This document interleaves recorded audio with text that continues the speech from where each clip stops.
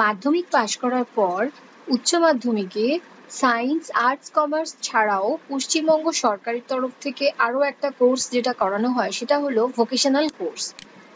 যেরকম তোমরা মাধ্যমিকের পর সায়েন্স, আর্টস, কমার্স নিয়ে উচ্চ মাধ্যমিক পাশ করো, ঠিক সেরকমই পশ্চিমবঙ্গ সরকারের ভোকেশনাল কোর্স নিয়েও কিন্তু তোমরা উচ্চ মাধ্যমিক পাশ করতে পারো। আর্টস, কমার্স, সায়েন্সের যে ভ্যালু ভোকেশনালেরও কিন্তু সেম ভ্যালু, দুটোই কিন্তু উচ্চ মাধ্যমিক। যারা এখনো পর্যন্ত জানো না এই ভোকেশনাল কোর্সটা কি, সেই সম্পূর্ণ বিষয়টা তোমরা এই ভিডিও থেকে ধারণা তোমাদের ক্লিয়ার হয়ে যাবে। Hello and welcome everyone two online study with Priyanka. আমরা ভোকেশনাল কোর্স কেন করব, এটা অনেকের মাথায় প্রথমেই প্রশ্ন আসে। অলরেডি তোমরা অনেকেই ডিসাইডেড যে সায়েন্স, আর্টস, কমার্স নিয়ে তোমরা করবে, বাট যেটা সমস্যা হয় উচ্চ মাধ্যমিক পাশ করার পরে কলেজে গেলে যারা অনার্স পেলে খুব ভালো, যারা অনার্স পেলে না মোটামুটি নর্মাল গ্র্যাজুয়েশন করলে কিন্তু তারপর কি কাজ করবে বা কোথাও কাজ পাওয়া, সেই সমস্যা সবাই আমরা ফেস করে এসেছি এবং তোমরাও তোমাদের ফ্যামিলিতে অনেকজনকে দেখেছো বা জানা পরিচিত অনেক কাউকেই দেখেছো। তো সেই জিনিসটা অনেকটা অংশে কম হতে পারে তোমরা যদি ভোকেশনাল নিয়ে পড়াশোনা করো। ভোকেশনাল এডুকেশন হলো একটা টেকনিক্যাল এডুকেশন। টেকনিক্যাল পড়াশোনা করতে যে সমস্ত ছাত্রছাত্রীরা ইচ্ছুক তাদের জন্য কিন্তু ভোকেশনাল এডুকেশন, এবং এটা পশ্চিমবঙ্গের West Bengal state council of technical and vocational education and skill ডেভেলপমেন্টের আন্ডারে পড়ানো হয়। তোমরা পলিটেকনিক কথাটা বা ডিপ্লোমা কথাটা অনেকেই শুনেছো।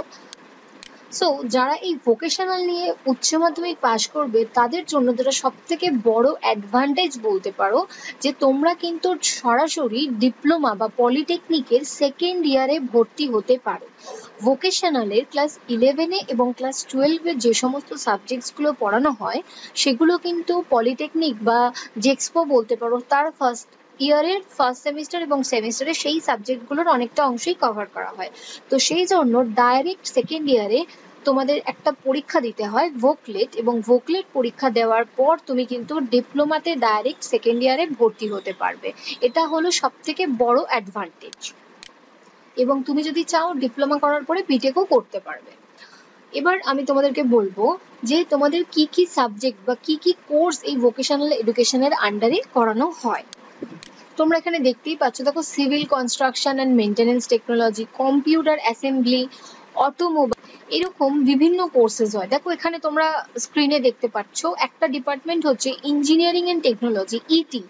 ইটি ডিপার্টমেন্টের আন্ডারে টোটাল 7টা কোর্স করানো হয়, তোমরা সেগুলো স্ক্রিনের মধ্যেই দেখতে পাচ্ছ। যেমন ধরো ইলেকট্রিক্যাল মেনটেনেন্স অ্যান্ড ইনস্টলেশন, এরকম বিভিন্ন ট্রেড, যেমন automobile engineering, refrigeration and air conditioning.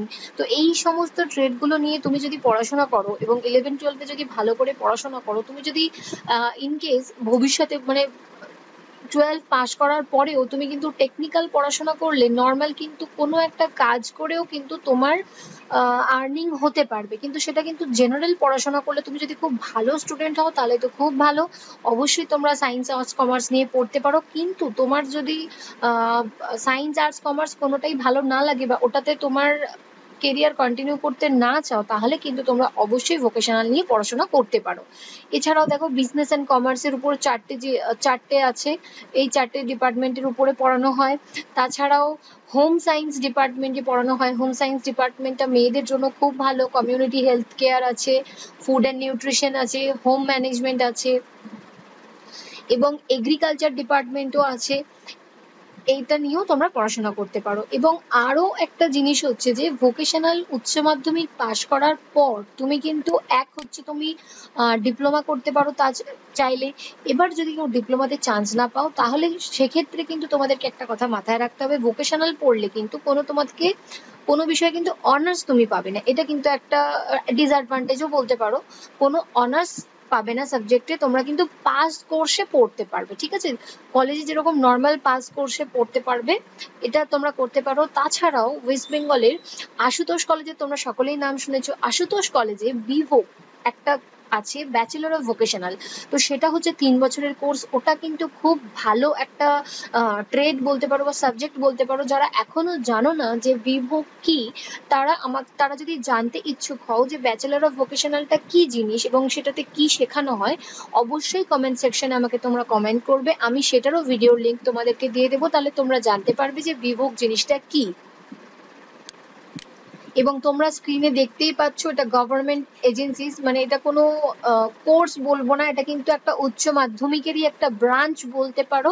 এবং যারা যারা এই পুরো পিডিএফটা দেখতে চাইছো তারা অবশ্যই কমেন্ট সেকশনে কমেন্ট করতে পারো, আমি তাদেরকে লিঙ্কটা দিয়ে দেবো, বা ভিডিও ডেসক্রিপশনেও আমি তোমাদের লিঙ্কটা দিয়ে দেবো। তোমরা চাইলে যদি বাড়ির কাউকে দেখাতে চাও বা বোঝাতে চাও, এই পিডিএফটাও তোমরা দেখাতে পারো, বা আমার ভিডিওটাও তোমরা দেখাতে পারো। আর ভিডিও শেষে একটা কথাই বলবো, ভোকেশনাল পড়ার একমাত্র কারণ হচ্ছে এটা টেকনিক্যাল এডুকেশন। এখন কিন্তু বাজারে তোমরা সকলেই খুব ভালো করে জানো, সায়েন্স আর্টস কমার্স নিয়ে পড়ো বা যে কোনো কিছু নিয়েই পড়াশোনা করো না কেন, বাজারে কিন্তু কম্পিটিশন প্রচুর, একটা চাকরি পাওয়া কিন্তু ভীষণ ভীষণ চাপের ব্যাপার। তাই তোমরা যদি টেকনিক্যালি পড়াশোনা করো এবং টেকনিক্যাল তোমার মধ্যে অ্যাবিলিটিস থাকে, তাহলে কিন্তু কিছুটা হলেও এই সংঘর্ষটা কিছুটা হলেও সহজ হয়ে যায়, যেটা আমার মনে হয়। সো ভিডিওটা যারা দেখছো তারা যদি ভোকেশনাল করো, ভোকেশনাল স্টুডেন্ট হও, অবশ্যই কমেন্ট সেকশনে লিখে জানাবে ভোকেশনাল পড়ে তোমাদের কিরকম কি অ্যাডভান্টেজ হয়েছে বা কি ডিসঅ্যাডভান্টেজ হয়েছে, সেটাও সকলকে জানাতে পারো।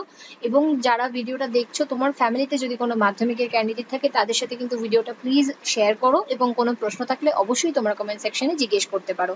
আর ভিডিওটা তোমাদের জন্য যদি হেল্পফুল হয়, অবশ্যই কিন্তু ভিডিওতে লাইক করতে